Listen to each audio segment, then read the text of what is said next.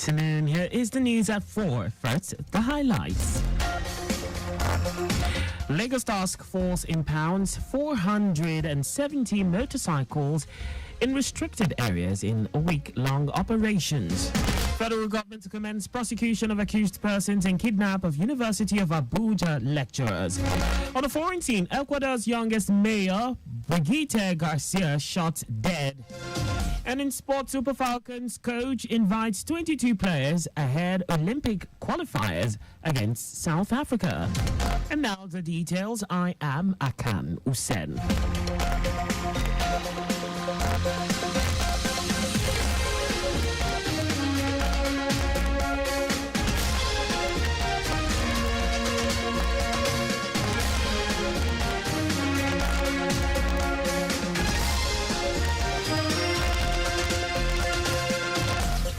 The Lagos State Task Force, led by its chairman, Shola Jajaluyi, has intensified its efforts to enforce the ban on motorcycle operations, popularly known as Okada, in restricted areas across the state. Spokesperson for the agency, Gbadayo Abdurrahim, in a statement said a total of 470 motorcycles were seized in a week-long operation in the state, marking a significant stride in the ongoing endeavor to safeguard motorists and maintain sanity on Lagos highways.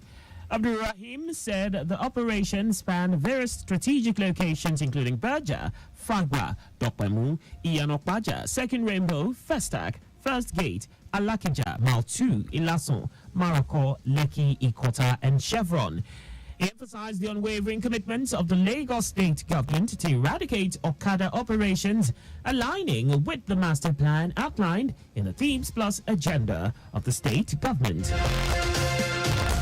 The Lagos State Office of Education Quality Assurance, OEQA, has met with education stakeholders in the state's basic and secondary schools on the year 2024/2025 academic calendar, in a bid to continue to foster fruitful collaboration and dialogue between government and school owners. Addressing participants at the stakeholders' engagement, the Permanent Secretary, Ministry of Basic and Secondary Education, Abayomi Abolaji, applauded the synergy that exists between the state government and school owners over the years.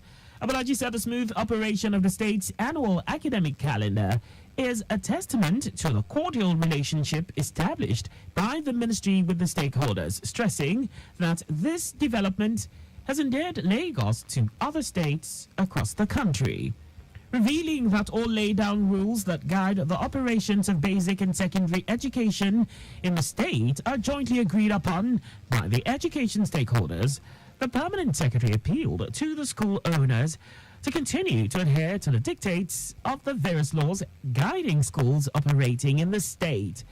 The stakeholder engagement that is held periodically to ensure that both government and private school owners are on the same page has proven to be vital in addressing some critical issues surrounding schools' academic calendars. Lagos State government has concluded plans to celebrate women entrepreneurs operating as micro, small, and medium enterprises and nanos, MSMEs, /nanos, which are the backbone of every economy. The Permanent Secretary, Ministry of Commerce, Cooperatives, Trade and Investments, Olugbemiga Aino, in a statement, said the celebration with the theme Economic Inclusion of Female Entrepreneurs, MSMEs/NANOs at the grassroots/community level aligns with the central theme of this year's celebration of International Women's Day, which is Inspire Inclusion. He says it shows the deliberate inclusion of women MSMEs/NANOs at the grassroots and supporting them to thrive in line with the fourth pillar of the Themes Plus developmental agenda, which is making Lagos a 21st century economy.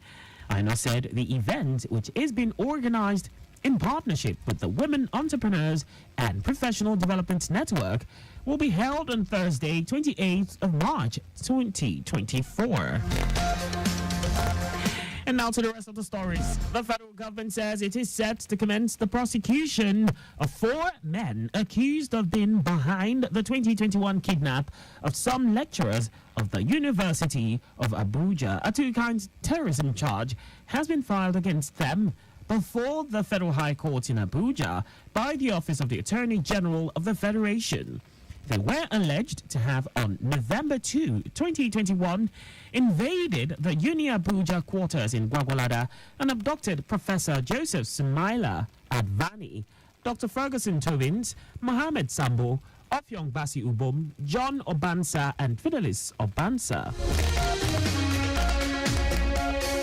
The Civil Liberties Organization, CLO, has appealed to President Bola Tinubu to direct the Attorney General of the Federation and Minister of Justice Lateef Fagbemi to comply with a court order that awarded the sum of 1.1 trillion naira to a community in Niger State over damages caused by the overflow of Zungeru Dam. The executive director of CLO, Ibuchukwu Ezike, made the plea at the press conference in Abuja. According to him, the press conference was meant to draw local and international attention to the prevailing plight of the inhabitants of Samboro community in Madaka District, Rafi local government area of Niger State. Meanwhile, Justice Mohammed Adishatu Mohammed of High Court 4 in Mina, Niger State, has ordered the Federal Ministry of Mines and Power to pay 1.1 trillion naira as compensation for damages caused to the affected community. And now to foreign news. Ecuador's youngest mayor, Brigitte Garcia, has been shot dead. The 27-year-old and her press officer were found dead in a car on a Sunday in the town of San Vicente, where she had won the mayoral election last year. Garcia, a nurse, had been elected mayor of San Vicente for the opposition Citizens Revolution Party last year at the age of 26. The mayor, Garcia, is the latest politician to be killed in the Andean country after the assassination of presidential candidate Fernando Villavicencio last year. Critics of the government say Garcia's murder shows that more needs to be done to guarantee the safety of elected officials. And away from all that, now sports. Super Falcons coach Randy Waldrum has invited 22 players for the 2-legged Paris Olympics final qualifying fixture against South Africa next month. Among those invited are Captain Rashida Tajibade, US-based African Queen Azizat Oshola, goalkeeper Chia Amaka Nadozie, Saudi Arabia-based defender Ashley Pomter, and veteran rear guard Osinachi Ohale. The Super Falcons will be at home for the first leg, scheduled for Friday, 5th of April, at the MKO Abiola National Stadium, Abuja, before flying to Pretoria for the return leg at the Loftus Versfield Stadium on Tuesday, 9th April. The winner over 2 legs will earn one of Africa's 2 tickets to this year's Women's Olympic Football Tournament, with Zambia and Morocco to clash for the other ticket on the same dates. And that's all for the news at 4. Just before we go, stay alive. Make use of pedestrian bridges where available. You can follow us and like all our various social media platforms on X, formerly Twitter, Traffic Radio 961, Instagram, Lagos Traffic Radio 961, Facebook, Lagos Traffic Radio 96.1 FM. On YouTube, subscribe and watch us live on our channel, Traffic Radio 961. Did you know that the Sanwo-Olu administration organized a mentorship seminar for over 1,000 youths on the theme Agripreneur Strategy for Wealth Creation? You can get more details on the Lagos State Government website. To end the news, here are the highlights of the major stories.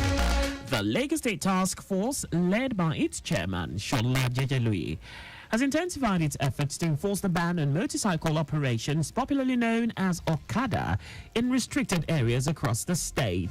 The federal government is set to commence the prosecution of 4 men accused of being behind the 2021 kidnap of some lecturers of the University of Abuja. We also told you that Ecuador's youngest mayor, Brigitte Garcia, has been shot dead. And in sports, Super Falcons coach Randy Waldrum has invited 22 players for the two-legged Paris Olympics final qualifying fixture against South Africa next month. For contact with the newsroom, please send a message to info@trafficradio961.ng. And that ends the news broadcast compiled by Adeswa Ejoyoka. I am Akan Usen. Thanks for listening and please stay safe. Good afternoon.